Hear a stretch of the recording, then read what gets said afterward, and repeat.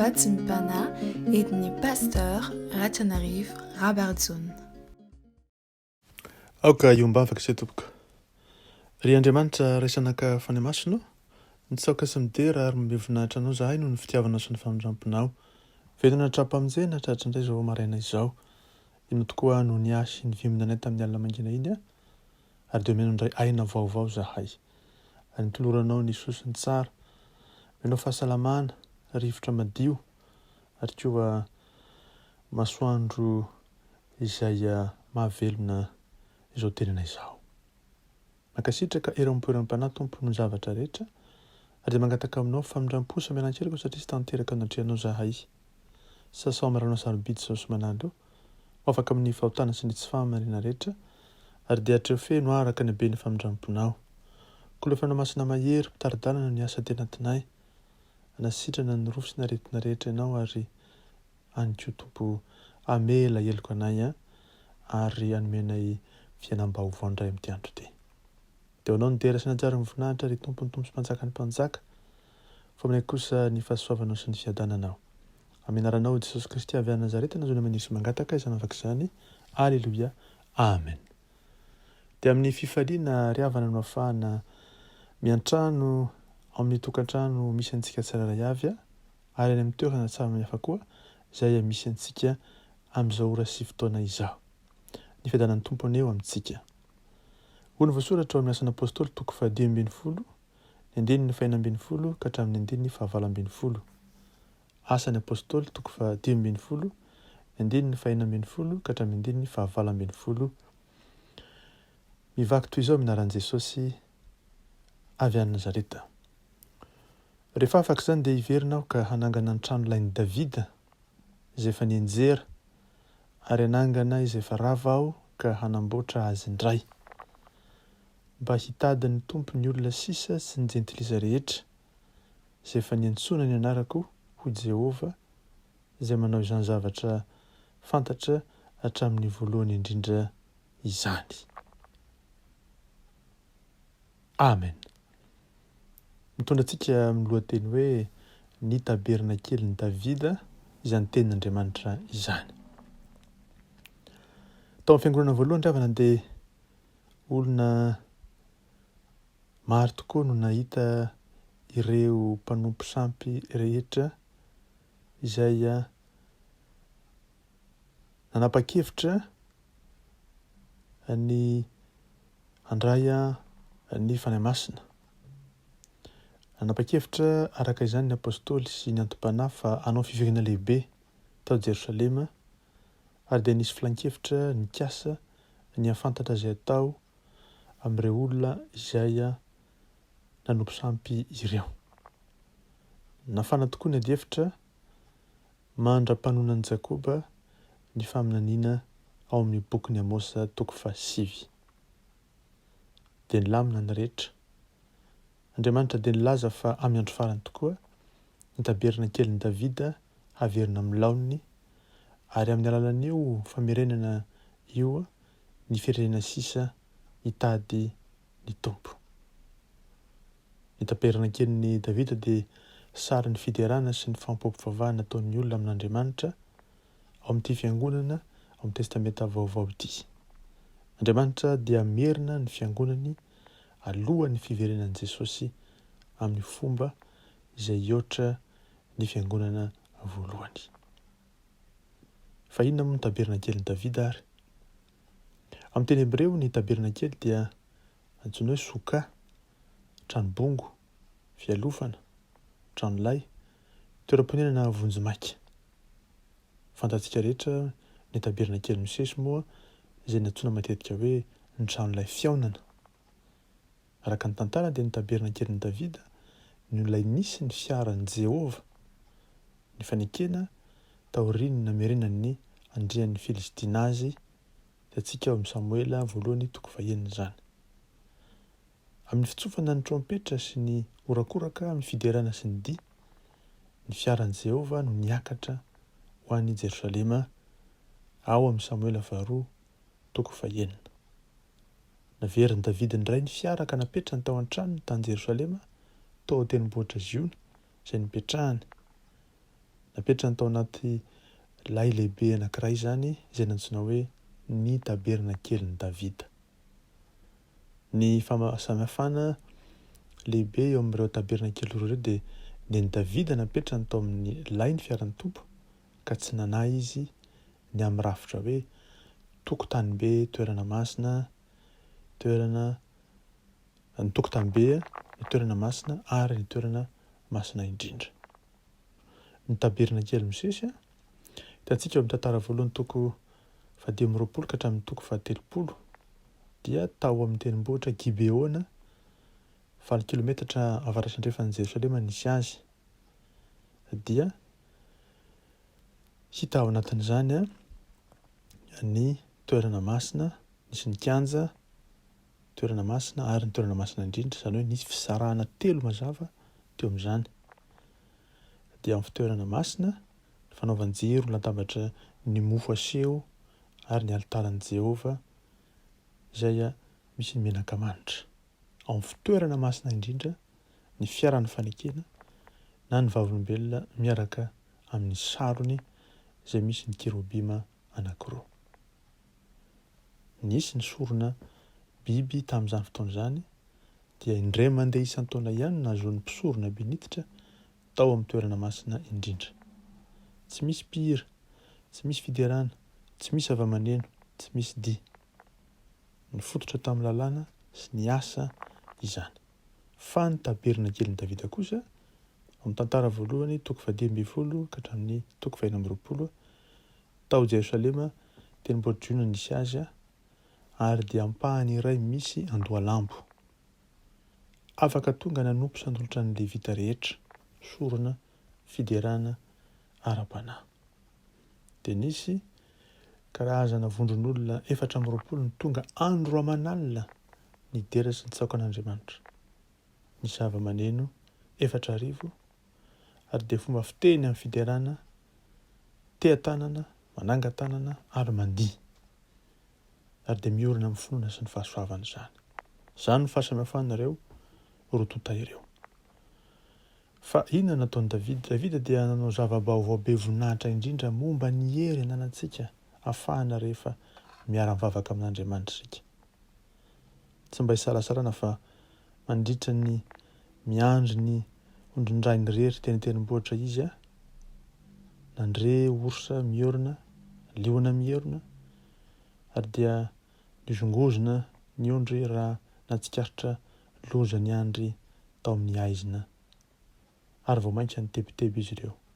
Sarotra ny notony ary dia nanomboka ny hira firana ho azy ireo Davida nobabony nisiterina, nanao ny hira isan-karazany izy nandritra ny ora maro tamin'iny alina iny nidera sy nivavaka tamin'Andriamanitra ny Israely lehibe izay nampanantena nitandrina ireo izay nametraka ny fonony azy.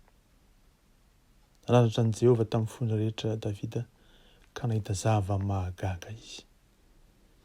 Izy io dia iray amin'ireo fototra iankina ny fampivavahana ary iray amin'ireo lehibe tsy ambaratelo ny finoantsika ry havana.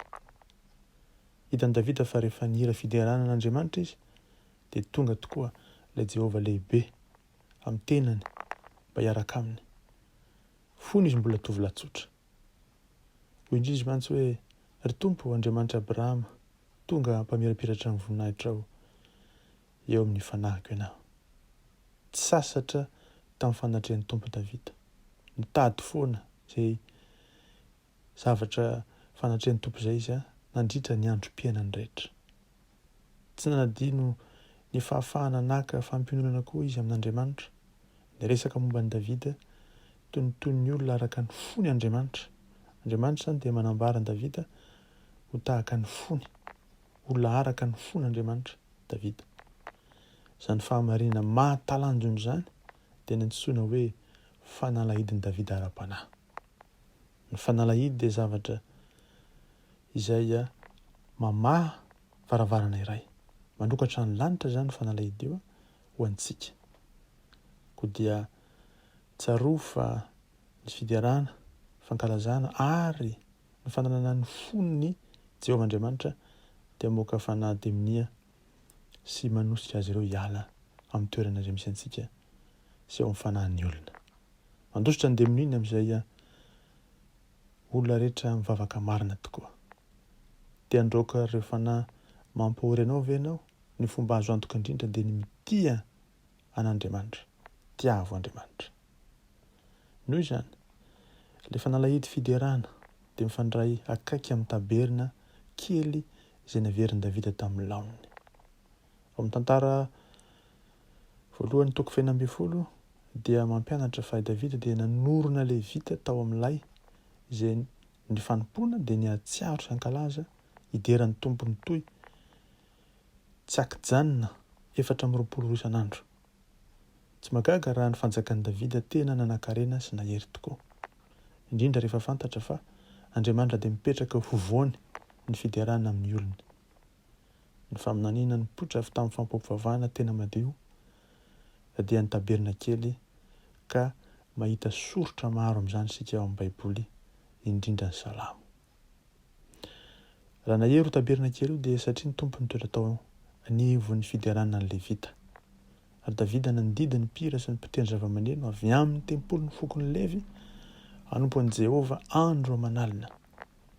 Andritra ny 40 taona Andriamanitra teo ary nanotsaka ny fanosorana mahery vaika izay nataony. Ry havana, dia zany rehetra no mampatsiahy amintsika fa ny fideran'Andriamanitra, ny fitsaoana fanomezana haja sy hasina azy voalohany ary faharoa mankaraka an'izay, ny fananantsika ny fon'Andriamanitra no fototra roa lehibe izay ahafahantsika mandray ny tompo sy mandresy eo anatrehany ady rehetra zeritreretintsika. Tsarovy fa rehefa nomen'ny tompo amin'ny sesy ny drafitry ny taberna kely teo amin'ny tenombaro Sinay dia nilaza taminy izy fa izany no lalana mankany amin'ilay toerana masina indrindra sy ho an'Andriamanitra. Tsy nisintona antsika tsy ho any amin'ny elo fotsiny akory ny tanjon'Andriamanitra fa zava-dehibe izay, fa ny ampody antsika ho ao aminy, ho amin'ny firaisana sy ny fahefany seza fiandrianany. Nandritra ny tantaran'ny fiangonana dia hitantsika ny zavatra naverina amin'ny laoniny ary dia izany tokoa no ahatsiarovantsika fa tanteraka teo amin'ny fiainan'ny fiangonana ny zavatra rehetra izay napetraka tamin'ny faminaniana. Ny alitara fanaovana sorona voalohany dia ny protestanta nitondra ny fampianana lehibe ny amin'ny fanamarinana amin'ny finoana ny amin'ny raha nalatsaky Jesosy tao Kalvari. Ny tavin-drano vita tamin'ny varahana dia nihetsiky ny fahamasinana, namerina ny fahamarinana momba ny fahanamasinana, fankatoavana ny tenin'Andriamanitra ary batisa amin'ny rano. Izay ny fahatelo ny fanaovan'ny jiro, nihetsika pentekotista mitondra ny fahamarinana momba ny asan'ny fanahy masina, amin'ny batisan'ny fanahy masina sy ny afo amin'ny famezam-pahasoavana. Izay ny fahatelo. Ny fahaefatra, ny latabatry ny mofo aseho niverina tamin'ny laoniny nihetsika karismatika, fahamarinana momba ny foto-kevitry ny tenan'i Kristy, momba ny firaisana sy ny fiombonana ny mpiralahy. Ary dia mbola misy ny alitara fandoroana didin-kazo manitra. Manerana ny soratra masina dia maneho ny menaka manitra fampampiavahana sy vavaka. Ka dia ho fantatsika fa ny tompo amerina indray ny lafin'ny fitsaoana izay mbola tsy fantatsika fa izay ny nisy aloha ary mbola manan-kery indray rehefa tonga ilay taberna kelin Davida. Io alitara io ny zavatra farany alohan'ny fiara sy ny rakotra fanaovam-panavotana izay maneho ny fanatrehan'Andriamanitra sy ny seza fiandrianany ary maneho ny lanitra. Izay mampiseho amintsika fa ny hetsika ho avy amin'ny fampampiavahana dia hitondra antsika mihoatra ny voaly eo anatrehan'Andriamanitra. Rehefa tonga amin'ity alitara ity isika dia tsy afaka miditra afa-tsy eo amin'ny seza fiandrianana, fitoerana masina indrindra. Io alitara fandoroana emboka manitra io kosa dia sary ny fotoanan'ny famerenana amin'ny laoniny nampanantenaina rehefa nanangana ny taberna kelin Davida Andriamanitra izay lavo.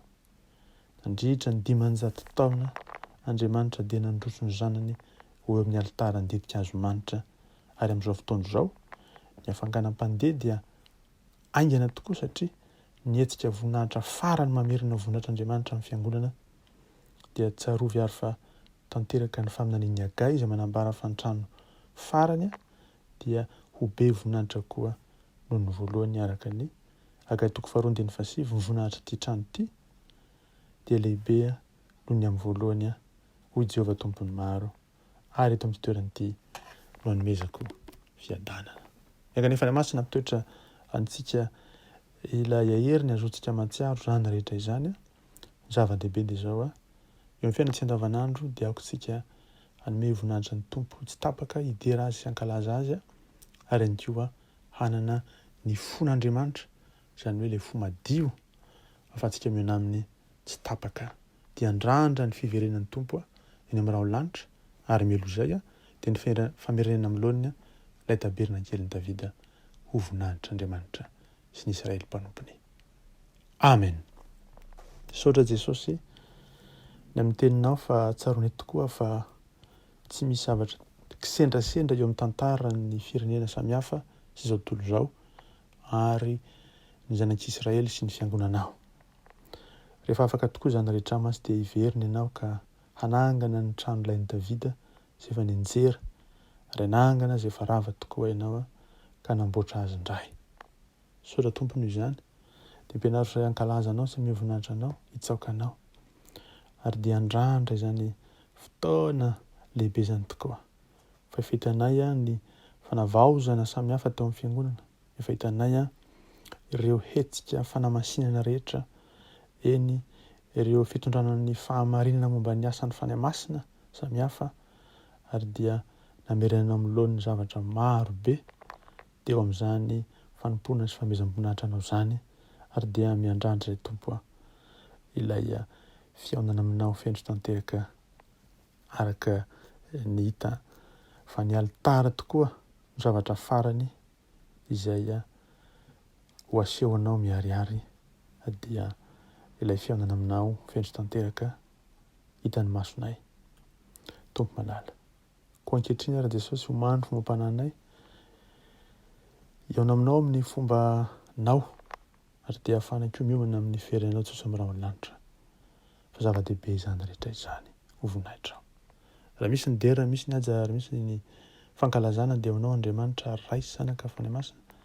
Fa amin'ny kosa ny fahasoavanao Jesosy Kristy, ny fitiavanao Andriamanitra ray, ny hery sy ny fampiraisana avy aminao fa ny masina. Misaotra Jesosy. Alleluia. Amen.